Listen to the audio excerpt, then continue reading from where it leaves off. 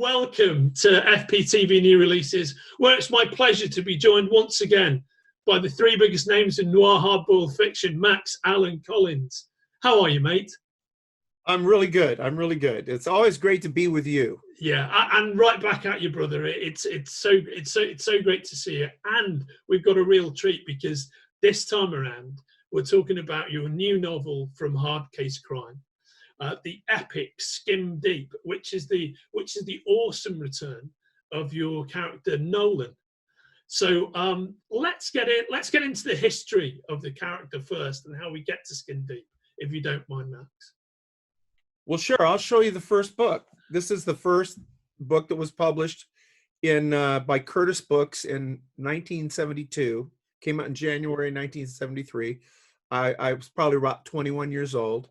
It was written when I was in college, and it was a interesting start because I had written it as a one-off, kind of as an homage to the Richard Stark Parker novels. You know, Parker, which we both love, amazing character. Oh yeah, which the great film Point Blank with Lee Marvin essentially playing that character, and was a mentor of mine. Like Mickey Spillane was a mentor of mine. I had really good mentors in crime fiction, and I had sent him this book, which is frankly an imitation of his work, as I say, homage being French for ripoff, right? Yeah, of course. And so the publisher came back to me and said they wanted to do a series, and I had actually killed the character at the end of the first book, and so I unkilled him, and I went to Westlake and said, look, again, once is an homage, twice is a ripoff, is what I said to him. I mean, this is an imitation of your work. Are you comfortable with that? He was so gracious. He said, oh, it's not really, it's different in so many ways. And he talked about the Nolan character, who's the Parker type character, having this father and son relationship with this young cartoonist, comic book buff. He said that makes it completely different, and you know that Nolan's much more human than Parker and so on. So he's incredibly gracious. And I wrote these books, and they had me do 5 of them, and then Curtis Books kind of went on the rocks, and they got bought up by another publisher, Popular Library, and those books went into inventory, which is basically the black hole. You know, they were just gone. And they kept, every time I'd contact the publisher, they'd say, we're going to bring them back. We're going to bring them out. Don't worry. Years went by. And in the meantime, I did the Quarry series. I began Quarry. And I kind of forgot about these books that were just in my, you know, on my back shelf. And in the early 80s, we sold them to Pinnacle, and they all came out, and I did another one.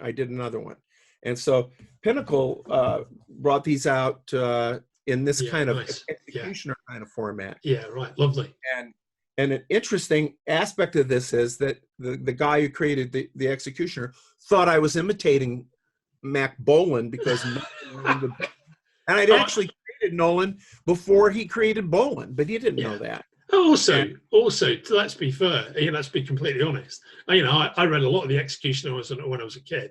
They're not in any way similar. I mean, he wants to be going after Marvel and talking about the Punisher. That's really where he should have concentrated his efforts, not on you. There was a lot of bad blood between Pinnacle and Don Pendleton, and that's really what it was about. Yeah, had nothing to do with me. And I actually had a nice relationship with him when I wrote him and said, look, I explained to him that Nolan had been created before Bolan. Yeah. And, what can you say? It's a stupid, crazy business. So, but anyway, they came out and they were doing quite well, but because of the threat of a lawsuit, Pinnacle dropped Nolan. So I didn't do anything with the character until in the mid 80s. I thought, I'll do one more. And I had kind of a little bit of a 15 minutes where I was hot. My book True Detective had won the best Seamus for the best novel of the year, and so I had a publisher come to me, a couple of them, say, "What do you want to do?" And I said, "Well, I like to do another Nolan, and I like to do another Quarry," and I did them. And then again, I walked away from them for many, many years. And then along came Hard Case Crime. And Charles R. Dye, the I think genius editor there. Yeah. and he which is just the most fantastic noir list of books. It's just everything they do is beautifully put together. Charles is a great editor. He's got a great eye. They're not just the beautifully packaged noir hard-boiled thrillers, right, Max?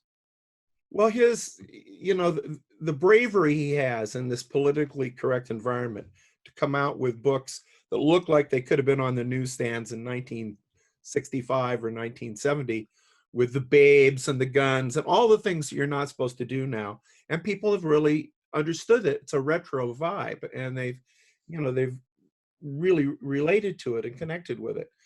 And when he first started, I was one of the first authors he approached, and he wanted to reprint Blood Money, which was the second Nolan book. And I said, well, gee, it's the second book. Why don't you do the first one? He said, well, I like the second one better. So, well, put them both out. I won't charge anything extra. Just take the first book and put them in one book. And that became Two for the Money, which was one of the first handful of hard case crime books that were done. Then later he came back to me, Charles came back to me and said, we'd like to reprint some more. And I said, no, just pay me the reprint money and I'll write you new stuff, because I want to do this. I want to be part of this. I don't want to just be a guy getting his stuff back in print. I'm still active.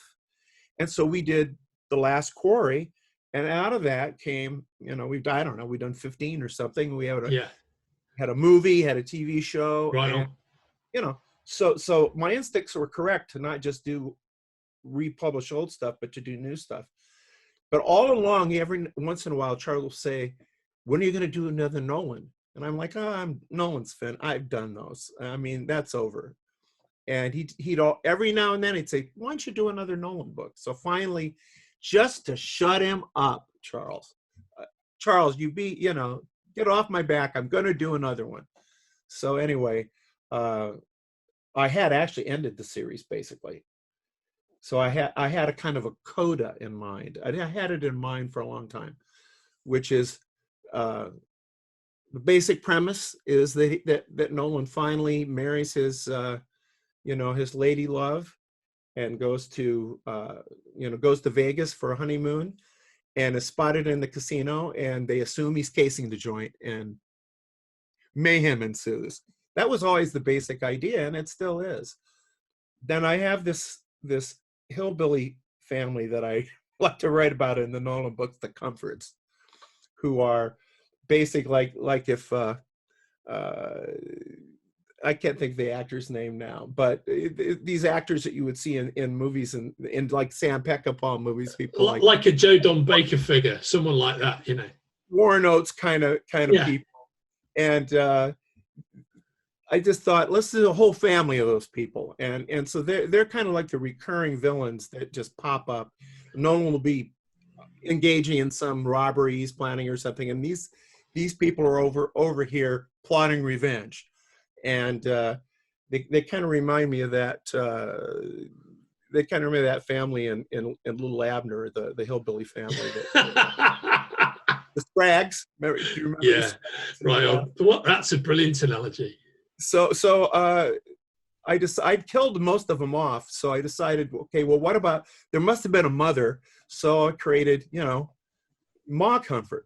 And Ma Comfort's, because her various sons have been killed by Nolan, she wants his head in a basket. Now that's not a metaphor. She wants his head in a basket.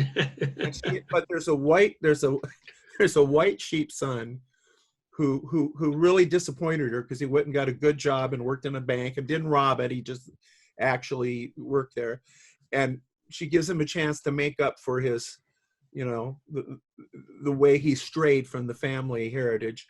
And so she dispatches him to bring back Nolan's head. And so bring me the head of Alfredo Garcia, I guess. So to further the Peckinpah analogy. To further the Peckinpah analogy, and although I'm probably more Don Siegel than Sam Peckinpah, but so I like to set this stuff in motion, and then Nolan's over here getting in trouble already, so let alone knowing that these hillbillies are going to be waiting for him when he gets home.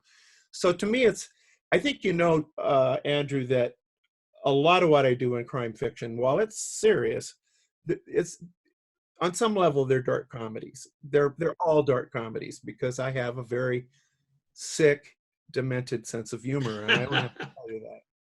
Yeah, quite right, quite rightly so as well. And I think, when you're dealing with the underworld, and you're dealing with, the particular take on the underworld that you have, I think that's a very important thing to have. Now Well, let's. Nolan's a decent man. I mean, he's just pursuing the American dream. Yeah, of I mean, course, yeah. he's a capitalist. Yeah, And absolutely. so, and then I think the thing that, and Westlake was really right, is the John character, who was essentially me. I wrote the first book when I was in college. So I think that Bait Money, the first book, which is part of Two for the Money from Hard Case Crime, was one of the first books that have hippie characters in it and be sometimes written from their point of view of my generation, because I graduated high school in 1966. So I was in college from 68 through 72. And that was the key, that was the key time. I mean, Kent State happened when I was in school, and Yeah, right. I didn't have to. I didn't have to go. I didn't have to get anything but pass-fail grades because they let school out early because of Kent State. So I lived inside that strangeness. Yeah. And I haven't watched the Aaron Sorkin movie yet about the Chicago. What is it, 7 or 8? Yeah, right on. I mean, I knew some of those people, so it's just. And that was and that was your life, which informs your writing.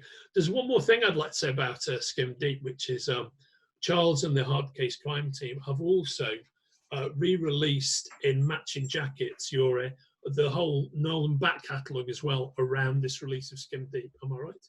Yes, well, they're going to come out gradually over the next couple of years. Skim Deep is going to.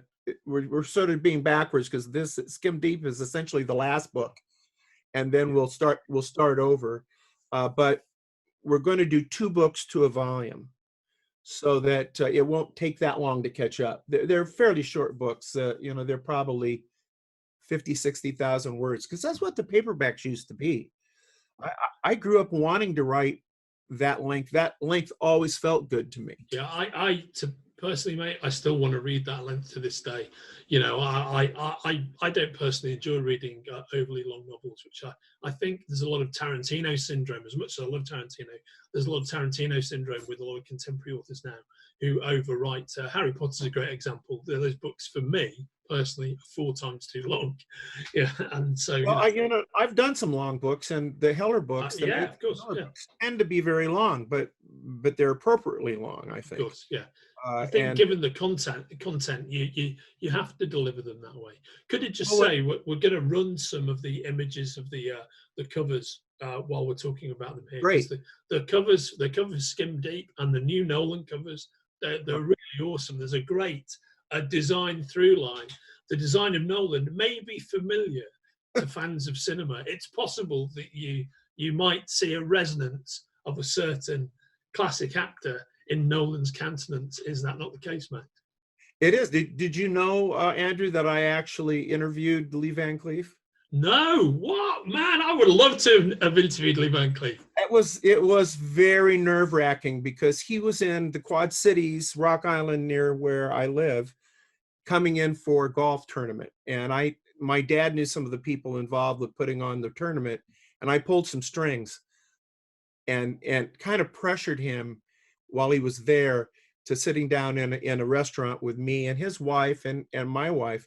And it was tense for a while because he really didn't want to be there. And so I really felt like John, in the books, just kind of, it was, but he warmed to me when he realized how much I knew about him and his career. And I was asking him very pointed questions about different directors and different films he'd been in. And by the end of the interview, he was very warm to me. But he was a scary dude, I'll tell you what. And it was like having one of my characters come to life and sit there in front of me. And boy, was I in over my head. That must have been so marvelous because like Lee Marvin, Lee Van Cleef was the real deal. He was actually it, you know, his life was the life of the guys that he portrayed on screen, right? Yeah, I mean, and the idea that he became a star as late as he did, because he did relatively late, particularly because he died fairly young, uh, that he did not become a star until really absolutely the European westerns, the Sergio Leone western. And I had that famous poster of him from for a few dollars more. That was always on my wall. Oh man, In my college, when I taught college, I had it on the wall. When I was in college, I had it on the wall. When I taught college, I had it on the wall. Such a great film. So if you want to see a beautiful in character representation of Lee Van Cleef, perhaps as Nolan, check out the cover of Skim Deep, which is awesome. And on that note, this has been FPTV New Releases. And I've been talking to my old pal Max Allan Collins about his latest great new novel, out now from Hard Case Crime, Skim Deep, the coda to the adventures of his professional criminal Nolan. And you can buy it from the links attached to this interview. Max, it's always great to see you, brother. Fantastic to see you. You take care. I'll see you soon. Take care, man.